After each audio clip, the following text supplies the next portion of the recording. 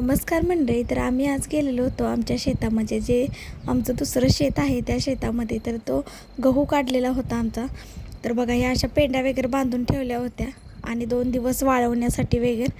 आणि कारण कसं होतं, तर पाऊस वगैरे येण्याची शक्यता होती, त्यामुळे सर्वजण आम्ही पेंड्या ज्या होत्या त्या गोळा करून बांधून शिना आम्ही एका जागेला असा एकट्ठा करून ठेवत होतो. कारण भरपूर अशा म्हणजे निम्मा आम्ही गहू केलेला होता शेतामध्ये, आणि तो सगळा गहू आहे तो शेतामधला गोळा वगैरे करून शिना आम्हाला एका जागी असा ढीग लावून ठेवायचा होता. कारण मशीन येणार होती 2 वाजता, त्यामुळं आम्हाला पटापट, आणि ऊन तर भरपूर असं लागत होतं. इतकं कडक ऊन होतं की आम्ही सकाळी गेलो होतो, आम्हाला अक्षरशः 2 वाजले सगळं गोळा करायला बघा. तर ह्या अशा पेंड्या सगळ्या बांधून हे केलेलं आहे, ठेवलेल्या आहे त्या. कारण आंतरपीक घेतलेलं होतं आम्ही, जो ऊसामध्ये जी आपली लागण असते, तर त्या लागणीमध्ये आपण गहू केलेला होता. आम्ही ह्याच्या आधी जेव्हा आम्ही गहू करत होतो त्यावेळेला आम्ही पूर्ण शेतामध्ये गहू करत होतो. पण आता कसं केलं आहे, आंतरपीक म्हणून शिनाव लागणीमध्ये आम्ही गहू वगैरे असा लावलेला आहे. तर या अशा कापल तशा अशा पेंड्या वगैरे बांधून आम्ही अशा सरीवरती, म्हणजे जे आपला भुंडा असतो त्याच्यावरती आम्ही अशा ठेवलेल्या आहे. तर सगळं आमचा गहू वगैरे काढून झाला होता, फक्त 2 दिवसासाठी वाळवण्यासाठी ठेवला होता. मग तो आता गोळा करण्याचा सगळं म्हणजे सगळीजण असं चाललं होतं. तर ही गोळा वगैरे असं करत होतो. तर उरकायला काय नाव घेत नव्हतं, उरकतच नव्हतं. आणि ऊन भरपूर होतं सकाळपासून, अगदी दुपारी सुद्धा कडक असं ऊन होतं. कारण 4 वाजता पाऊस आहे असं सांगितलं होतं फोनला पण, त्यामुळे आम्ही गडबड करत होतो. तोपर्यंत 2 वाजता थोडासा पाऊस वगैरे यायलाच लागला. आभाळ वगैरे म्हणजे अगदी छोटे छोटे थेंब पडायला लागले होते पावसाचे, बारीक अगदी असं पाऊस वगैरे लागला होता. थोडासा यायला गारांचा पाऊस वगैरे लागला होता, थोडा थोडा पडायला. असे गाराच पडत होते पावसाच्या ह्याच्यामध्ये, गारा तयार झाल्या आणि ते खडे असे गारेचे पडत होते. तर असं आम्हाला पटपट जे बर्फाचे जे गोळे असतात ते असे पडायला लागले होते, छोटे छोटे गारेसारखे. तर आम्हाला पटापटा कोणीकडे तर गोळा करून शिना आम्हाला एका जागी ढीग मारायचा होता, असा ठेवायचा होता. आणि त्याच्यावरती आम्हाला ते ताडपत्री आहे ती हांतरायची होती, म्हणजे गहू भिजू नये म्हणून. कारण जर गहू भिजला तर ज्या आपल्या पोळ्या वगैरे असतात, चपाती वगैरे, तर अशी पांढरट येते. त्यामुळे आम्हाला गहू वगैरे पटापट अशा बघा पेंड्या सर्वजण आम्ही गोळा करायला लागलो होतो. आम्हाला उरकायलाच लवकर होत नव्हतं. किती जर नेलं तरी अगदी मोठा बिंडा असा आम्ही गोळा करून शिना नेत वगैरे होतो, तरी पण आम्हाला उरकायला म्हणजे होत नव्हतं झटाझटा. तर ऊन तर भरपूर लागत होतं, नको वाटत होतं. आम्हाला वाटलं की एका तासाभराचं काम असेल, होईल पटापटा, पण असं काही नाही झालं. भरपूर असं बघा, एवढा जर खाली ऊस म्हणजे तुम्हाला लागण जी दिसते त्यामध्ये ते गहू केलेला होता, तेवढा सगळा पूर्ण शेतामधला आम्ही गोळा करून शिना अगदी असे ह्याच्यामध्ये बांधून, गटळं असं म्हणजे असते तसं बांधून शिना आम्ही नेऊन एका जागी असा रचलेला होता.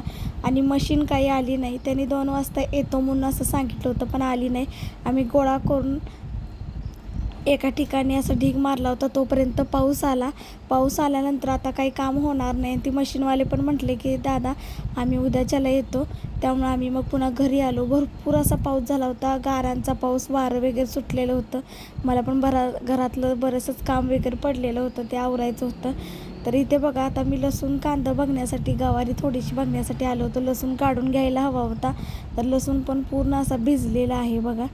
तर आता लसूण तसा काढायला चाललेला होता, तेच मी बघण्यासाठी म्हटलं आले होते.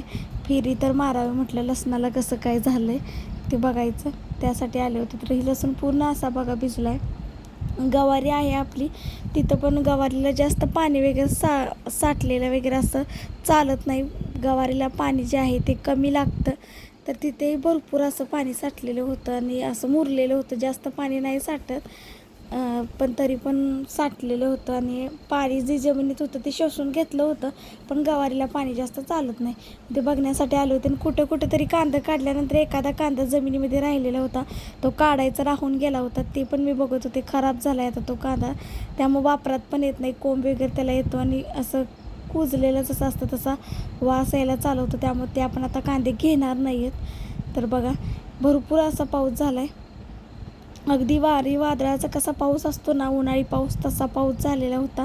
तरी बऱ्याच जणांच्या बागा वगैरे बघा गेलेल्या आहेत, त्यामुळे काही वाटत नाही आहे. तर आपल्या ओप्यामध्ये जास्त पाणी वगैरे साठले का तेच मी बघायला लागले होते. तर अशी बघा ही आपली गवारी वगैरे आली. तर माझं बघायचं चालू होतं. आता थोडंसं एक पाणी दिल्यानंतर म्हटलं होतं खुरपं वगैरे त्यामध्ये फिरवून गवारीमध्ये घ्यायचं. गवारी आपली छोटी वगैरे आहे त्यामुळे. तोपर्यंत पाऊस पडला. पाऊस इतका मुसळधार होता की अगदी अशा गारा पडत होत्या. भरपूर अशा गारा पडायला लागल्या होत्या. आणि तरी पण आत्ता बघा आभाळ वगैरे तयार व्हायला लागलं होतं. आणि पाऊस पडून गेल्यानंतर उकाडा इतका वाढलेला होता की अगदी असं गरम व्हायला लागलं होतं. असं वाटत होतं की कशाला पाऊस पडला, इतकं गरम होत होतं. आणि पाऊस यायच्या आधीही गरम होत होतं भरपूर. असं ऊन लागत होतं भरपूर. आम्हाला असं कामच करावं असं नको असं वाटत होतं इतकं, की ते वज्ज जे आहे ते घेऊन चालायला होत नव्हतं. इतकं म्हणजे ऊन होतं की कधी एकदा पटापटा होतं आहे असं झालं होतं आम्हाला शेतामध्ये. तर आता फक्त मळणी राहिली, त्याचा पण मी आपल्या चॅनलवरती व्हिडिओ येईल. तर आता मळणी वगैरे थोडीशी करायची राहिली. आता एका ठिकाणी मी ढीग वगैरे लावला आहे, झाकून वगैरे ठेवलेलं आहे.